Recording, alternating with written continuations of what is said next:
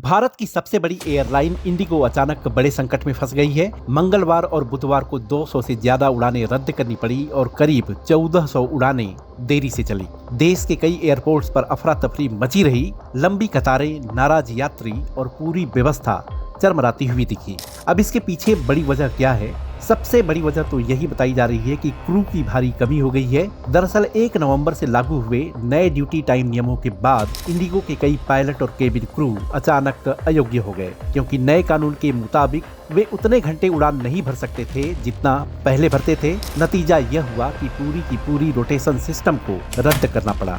नई FDTL नियमों ने पायलटों के साप्ताहिक आराम को बढ़ाया है, ड्यूटी आवर्स कम किए हैं और रात में लैंडिंग की सीमा घटाकर सिर्फ 2 कर दी है। इंडिगो जो रोजाना 2200 से ज्यादा उड़ानें चलाता है, जिनमें बड़ी संख्या नाइट ऑपरेशन की होती है, और इस नियम का सबसे ज्यादा असर नाइट ऑपरेशन पर नजर आया। इसके साथ ही साथ दिल्ली और पुणे एयरपोर्ट पर तकनीकी खराबियों ने हालात को और खराब कर दिया। चेक इन सिस्टम और डिपार्चर कंट्रोल में गड़बड़ी की वजह से घंटों लाइनें लगी रहीं और यह देरी एक उड़ान से दूसरी उड़ान तक फैलती चली गई।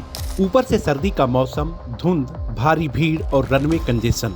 इंडिगो के घने शेड्यूल में छोटी से छोटी देरी भी पूरे नेटवर्क को हिला देती है और यही हुआ। ऐसे में सवाल यह भी है कि अन्य एयरलाइंस पर इतना असर क्यों नहीं पड़ा।